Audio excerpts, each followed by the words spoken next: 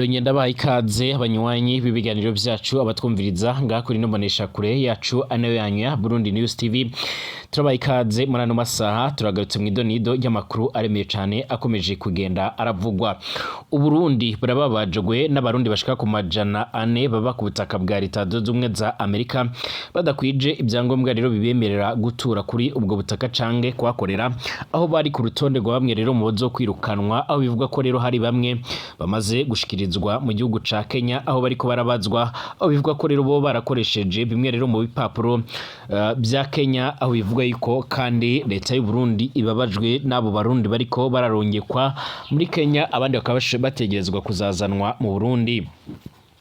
Amakuru akomeza kugenda atugeraho cange amakuru akomeza kugenda aradushikira akaba agaragaza neza yuko ibintu bishobora kuba byoba nabi cyane mu gihe mu Burundi hakomeza kugaragara ibibazo bigendanye n'imibereho, aho abanyagihugu bamwe ndetse n'abandi babarizwa mu nzego zimwe rero baca barafata ingingo yo gusohoka igihugu bakaja hanze kuronderayo ubuzi bugiye butandukanye kugira baronke agashara gatubutse cyangwa se nyine cyangwa se bakaronka n'ibindi bigiye bitandukanye nk'uko bikomeza kugenda biradusukira. Amakuru akomeza kugenda aratugera muri no mwanya aragaragaza ko nyine umushikiranganje ajejwe imigenderanire na mpuzamakungu aho Bershingiro ahamya yuko leta y'u Burundi izokorana n'abategetsi ba Leta Zunze Ubumwe za Amerika kubigendanye n'iyo ngingo mu rwego rwo kugira ngo icyo gikorwa rero gice kiragenda neza, mu gihe abasoda b'abarundi kandi ari bariko baracungera ikibuga cy'indege cya Kavumu ni muri Kivu y'Amajyepfo. Biravugwa yuko umwari wa MTSR ukomeze gusatira ivyo bice gushika uyu mwanya, aho bivugwa yuko nyine hashobora kuza kwaduka izindi ngwano ziremere cyane, izindi ngwano zishobora kuza gutera ibindi bibazo biremere cyane nk'uko amakuru yoma aradushikira cange nk'uko amakuru akomeza kugenda aradusumira. Ni mu gihe umwari wa MTSR ukomeje gusatira ibice bigiye bitandukanye byegeremo nyine ibibarizwamo ingabo nyinshi z'u Burundi, aho biboneka yuko u Burundi bushobora kuza kugorwa cyangwa se bushobora kuza guhura n'ibibazo biremereye cyane nkuko bikomeza kugenda bigaragara cange nkuko bikomeza kugenda bigaragara. N'ubundi MTSR yaramaze gufata centre ya Karehe ndetse na centre ya Ihusi. FARDC iramagana guhonyora agahinge kashyizweho nkuko bikomeje kugenda biratugera cange nkuko amakuru akomeza kugenda aradushikira.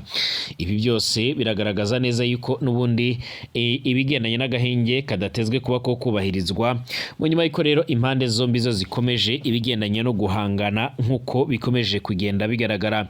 Amakuru akomeza kugenda aratugera muri no mwanya aragaragaza neza yuko igisoda c'u Burundi gishobora kwisanga mu bihe bibi cange mu bihe bidasanzwe nkuko amakuru akomeza kugenda atugeraho abivuga.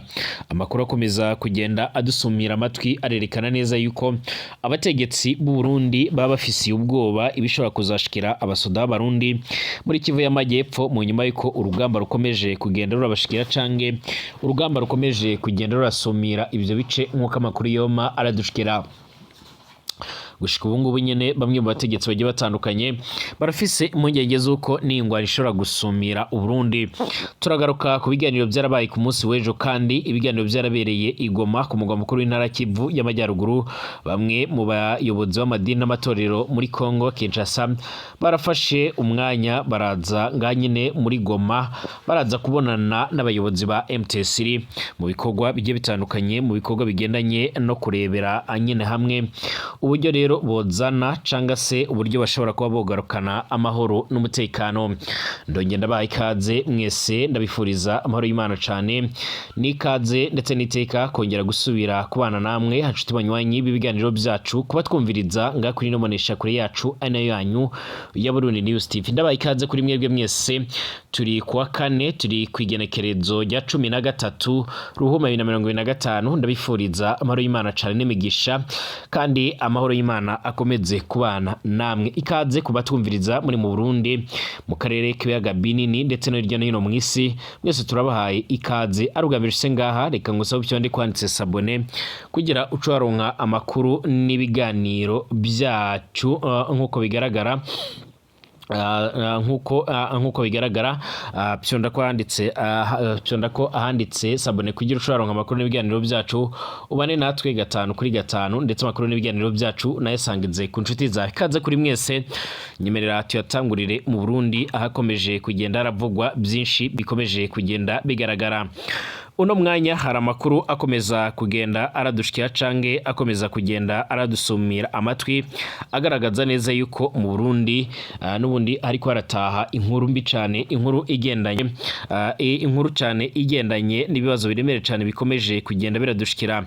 Amakuru akomeza kugenda aradusumira amatwi aravuga yuko nyene umunyamabanga mukuru mugambwe CNDD-FDD Reverend Ndikuriyo yongeye kuremba ku rugero rudasanzwe aho umutambukanyi wiwe nyene ahejeje kohereza ubutumwa rero ku rubuga rwe rwa X avuga yuko nyine igihe kigeze kugira ngo abantu bace barasenga ku buryo remere cyane. Avuga yuko ubutegetsi bw'u Burundi burimwo rero ibijuju bwinshi ndetse akaba arimo rero n'abantu b'intumva benshi, aho harimo bamwe rero bifuriza abandi icibi.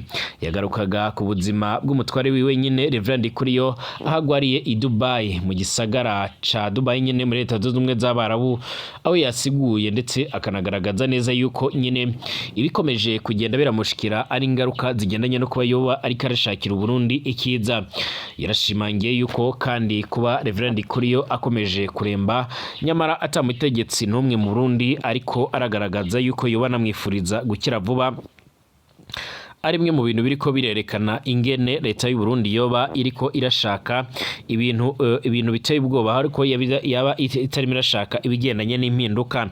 Ni mu gihe benshi mu bategetsi bavuga yuko nyene Reverend Ndikuriyo yaba ari umutegetsi nyine ashaka kuzosubira Evariste Ndayishimiye, nyamara Evariste Ndayishimiye akaba adashaka nyine ko yova ku butegetsi vuba canga se mu bihe bya vuba nkuko amakuru yoma aradushikira cange amakuru akomeza kugenda aradusumira amatwi. Gushika uno mwanya harakomeje kuvugwa byinshi ku bigendanye n'amagara yiwe, aho bamwe batajya umunwa mu kugaragaza ndetse no kwerekana neza yuko yoba ashobora no kuba yocikanira muri bino bitaro nkuko amakuru abivuga. Biravuga yuko kandi uyu mutegetsi ageze habi cyane nkuko biriko bigaragara, ndetse abatari bakeya bakaba bariko barashimangira ndetse banagaragaza neza yuko uyu mutegetsi nyine Reverend Ndikuriyo ashobora kuba nyine ashobora kuzozanwa mu gihugu c'u Burundi nyine mu nyuma yuko ahari karavurirwa n'ubundi atakintu na kimwe gishasha biriko biratanga.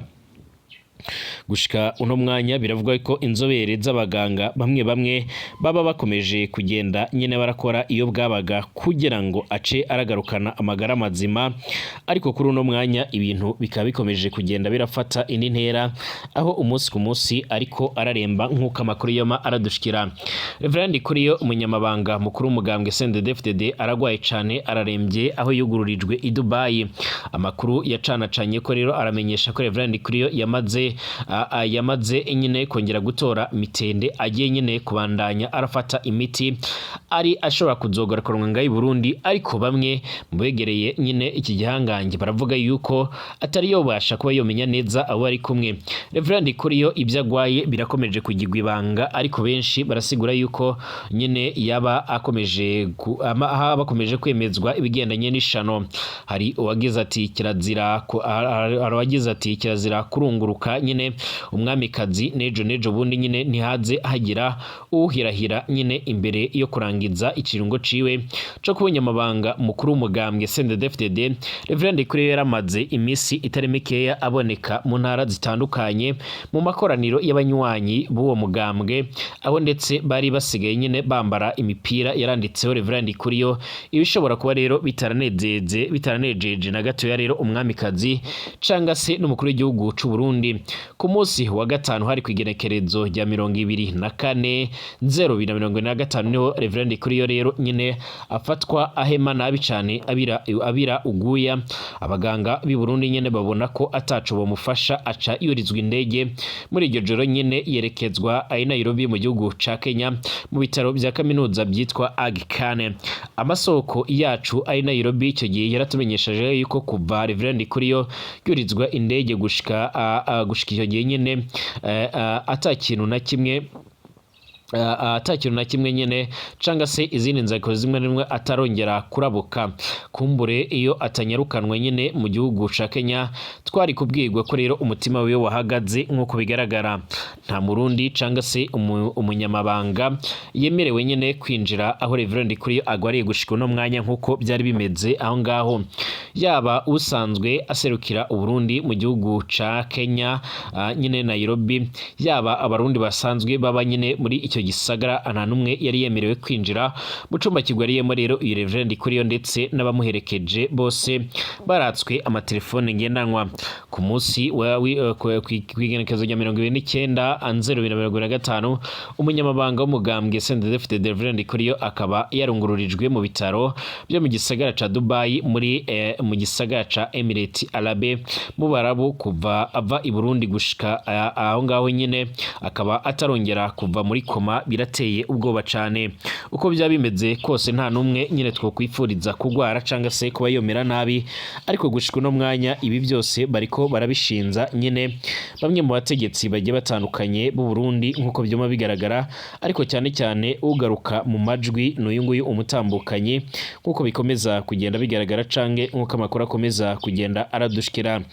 Bamwe mu bakurikiranira hafi ibibera mu Burundi ntibajya umunwa mu kugaragaza ndetse no kwerekana neza nyene yuko nyene uyu nguyu Angelina Ndayishimiye umutambukanyi umukuru w'igihugu c'u Burundi yama ariko arategura byinshi bigendanye no kuba rero ariwe yarafashe ingingo yo kuzana bamwe rero bashobora kuzosimbura iyo Reverend Ndikuriyo bakamusubira nkuko bizoma bigaragara cange nkuko amakuru akomeza kugenda atugeraho abivuga. Gushika uno mwanya nyine turakomeza kugenda tubarondera byinshi kubigendanye n'amakuru agendanye cyane n'ubutegetsi bwo muri CNDD-FDD, aho nyine numwe mu baca bariko baranugwanirwa yuko iyo barashaka kuzosubira Reverend Ndikuriyo yo yaramaze kugenda aramenyekana. Burundi ishiramwe ryo mu gihugu rihagaritswe umutima no gusubizwa mu gihugu kw'abarundi ndetse na Leta Zunze Ubumwe za Amerika. Ishiramwe rijejwe kugwanya urudandazwa ndengambibi rw'abantu n'ubucakara nyine rivuga ko ribabajwe kumva ko rero abarundi barenga 400 baba ku butaka bwa Leta Zunze Ubumwe za Amerika bidaciye nyine mu mategeko bari ku rutonde rw'abazokwirukanwa. Iryo shiramwe riravuga yuko 11 muri bo rero baramaze kurungikwa muri Kenya aho bariko nyine barabazwa. Bo rero barakoreshejwe ibitabo by'inzira bya Kenya mu kuja muri Leta Zunze Ubumwe za Amerika. Umushikiranganje w'u Burundi ujejwe imigenderanire n'amakungu aravuga yuko indongozi z'u Burundi zizokorana neza n'iza Kenya nkuko bisanzwe. Umukuru w'igihugu ca Leta Zunze Ubumwe za Amerika Donald Trump ariko rero ararongora ikiringo ciwe ca kabiri, yaratanguje igikorwa gikomeye cyane cyo kwirukana abantu muri Amerika dufatiye ku biharuro by'abajejwe iby'abimukira bo muri Amerika nyine abantu hagati y'imiliyoni 11 na 13 batagira ibibaranga bategerezwa kwirukanwa. Abarundi bashika ku 462 nibo bakugwa ko rero niyo ngingo yo kwirukanwa abantu benshi cyane mu gihugu cabo. Irishamwe nyine riravuga ko ryarakozwe amatohoza kuri ico kibazo risanga bamwe mu barundi barashiritse nyine barashitse muri Kenya n'ibitabo by'inzira by'u Burundi nyine imbere yo kurira indege berekeza muri Leta Zunze Ubumwe za Amerika aho bari bafise ibyangombwa by'icyo gihugu. Iyo ngaro nirateye umutima uhagaze ku bwa Prime Mbarubukeye, umukuru w'iryo shiramwe asaba Leta y'u Burundi gukurikiranira hafi iyo dosiye kugira ngo ikogwe hubahirijwe amagateka kazina muntu mu ntumbero yo kwirinda izindi nkurikizi. Mbarubukeye asaba kandi ibihugu byo mu muryango wa South African Community gushiraho urunani rw'akarere rw'amahoro nyine rwo gukingira ndetse no kurwanya urudandazwa rw'abantu, aho indongozi z'u Burundi zihagaze nkuko bishika kushika no mwanya. Mu gihe hariko harerekanwa iby'ubushikiranganje bwiwe rero bwaranguye kwigenekerezo rya 3/2025 nyine mu mezi atatu ya nyuma yo muri 2024, umushikiranganje w'u Burundi ajejwe imigendanire n'amakungu yaratangaje ko yavuganye icyo kibazo nyine n'userukira Leta Zunze Ubumwe za Amerika mu Burundi. Naramubwiye ko Leta y'u Burundi rero izokorana neza n'icyo gihugu nyine nkuko bisanzwe bisanzwe ariko ko ari ukubahiriza agateka k'abo barundi batahutse. Ni Albert Shingiro yabitangaje. Birasanzwe yuko igihugu gifata rero ingingo yo kwirukana abanyamahanga badafise ibibaranga, niko rero Shingiro yongeye ko akabona ko ari byiza kubahiriza ubwigenge bw'ibindi bihugu. Burundi buriteguye kwakira abazoza, niko rero ujejwe imigenderanire n'amakungu yahejeje gutangaza. Tugaruke ku bindi bikomeje kugenda biravugwa cane cane mu karere k'ibiyaga binini, nkuko amakuru yoma aradushikira cange amakuru yoma aradusumira. Muri Republika Iharanira Intwaro ya Kongo ingwano zirakomeje ndetse zirakomeje no gufata indi ntera, nkuko amakuru yoma aradushikira cange nkuko amakuru akomeza kugenda aratugera bivuga. Mu gihe urugamba rukomeje kugenda rurafata indi ntera muri bino bice bimwe na bimwe, amakuru akomeza kugenda aradushikira cange amakuru akomeza kugenda aradusumira amatwi, akaba ariko aragaragaza ndetse arerekana ingene ibintu bikomeje guca birafata indi ntera. Amakuru yihuta cyane akomeza kugenda tugera aravuga yuko igisoda c'u Burundi ariko kiriko kiracungera nyine ibikorwa bimwe bimwe bigendanye nyine n'ikibuga cy'indege cya Kavumu, nkuko byoma bigaragara cange nkuko amakuru akomeza kugenda tugera bivuga.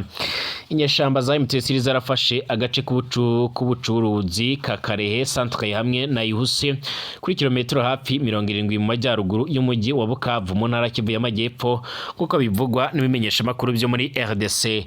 Ibi birerekana akaga gashobora kuza gushikira ingabo z'u Burundi isaha yose, kuko biriko bigaragara. Kwa gatatu nyine igisirikare ca leta muri iyi ntara cyaratangaje ko MTC iri mu gikorwa cyo kurenga ku gahenge kasabwe n'inama i Dar es Salaam. MTC yarateye ibirindiro by'ingabo muri Karehe centre ndetse na Ihusi. Eko rero ibyo bitero byarateye kubura ubuzima bw'abasivile benshi. Uruhande rwa MTC ntacyo ruratangaza ku byavuzwe n'ingabo za leta zivuga ko ari ingabo z'u Rwanda zifatanya na MTC, ibyo izi mpande zombi zihakana. Uruhande rwa leta cange ingabo ntacyo baratangaza kwifatwa ry'akarere ndetse na centre ya Ihuse. Umwe mu bakuriye societe civile ya Karehe utifuje gutangazwa amazina yo cange imyidondoro yarabwiye itorokanyirizo rya Burundi News TV ko kuva ku mugoroba kuri uyu wa gatatu Karehe centre umujyi mukuru wa territoire ya Karehe irimo abagwanyi ba MTC. Yaragize ati turi hano hamwe rero bamwe rero bahunze, abandi twahungumye, turafise ubwoba ariko nta kundi twari tubyiteguye turebye ibyabaye muri za Minova n'ahandi muri tetwari yacu. Ikimenyesha makuru cyo muri Kongo nyine gisubiramo amasoko avuga ko rero kwa gatatu harabaye imirwano ikomeye cyane muri Karehe ndetse na Yusi, ingabo za leta zigahunga ahagana mu gicamunsi. Mu nyuma bamwe rero mu bagwanyi ba MTC baragaragaye mu mashusho bari ku biro bya tetwari ya Karehe muri iyi centre. Amakuru avuga yuko bagenzura n'icyambu cy'uyu mujyi ku kiyaga cya Kivu nkuko bigaragara. Imigwano yaratanguye kwa kabiri igakomera nyine kwa gatatu, yaratumye abanyagihugu bo muri utu duce barahungira mu byerekezo bitandukanye birimo rero kuri bimwe mu bikorwa rero byo mu kiyaga cya Kivu ndetse no mu kigwa kinini cya Ijwi. Abandi barerekeje mu majyepfo baragana i Bukavu, nkuko umwe rero wagize societe civile yarabibwiye umenyesha makuru wa Burundi News TV. Ibimenyesha makuru muri Kongo biravuga yuko ingabo za leta zifatanyije n'ingabo z'u Burundi zarashinze ibirindiro bikomakomeye cyane amapozisiyo ikatana ndetse na Kavumu, umujyi muto muto ufise ikibuga cy'indege uri kuri kilometero zirenga gato 30 uvuye muri centre ya Karehe. Barasaba leta nyine kwirinda ko rero imigwano iberi Bukavu. Nyuma ya Kiliziya Gatolika ya Bukavu yarabisabye mu cyumweru giheze ihuriro rya societe civile mu ntara Kivu y'Amajyepfo nyine ryarasabye abategetsi b'iyi ntara kwirinda ko rero ingwano igera muri umujyi wa Bukavu. Mu ibaruwa ukuriye rero iri huriro yaranditse kwa gatatu umunsi w'ejo haheze, yaravuze ko barebye uko intambara yarabereye ibunagana ndetse na Rucuro, ibyabaye Igoma nibyo turimo rero twubona birimo rero kuba muri Karehe. Barasabye abategetsi kugira icyo bokora mu buryo bwihuse. Iyi baruwa yabo nyine Burundi TV yaboneye kopi yagira iti ku bwacu niba rero ingabo mufise zititeguye kurinda abasivile canga zidafise ubushobozi bwo kubikora tubona ko rero bitaba birimo rero ubwenge kugwanira mu mujyi wa Bukavu by'umwariko n'ahandi mu bice by'umujyi by'intara muri rusange. Ibyo byazanira abasivile yemwe n'abasirikare ibagiro ry'abantu bamwe canga se nyine n'ubuhunzi buremere cyane. Mwitangaza ingabo rya leta muri Kivu y'Amajyepfo kwa gatatu ryaratangaje ko ibinidiro byabo bizarindanwa imbaraga ibitero byose aho byoturuka gushika no mwanya. Ingabo z'u Burundi ziri mu kaga karemere cyane aho bivuga ko batayo zishika muri zine zose arizo ziko ziracungera ikibuga cy'indege nk'uko amakuru akomeza kugenda atugeraho cange nk'uko bikomeza kugenda biradusumira cange nk'uko amakuru akomeza kugenda arabivuga. Gushika uno mwanya abatari bakeya baremeza ndetse bakanagaragaza neza yuko nyine ibintu bikomeje kugenda birafata indi ntera. Gushika ubu ngubu abenshi barakomeje kugenda bagaragaza ko bateye ubwoba nibishobora kuza kubashikira. Mbashimire tugaruke mu kanya.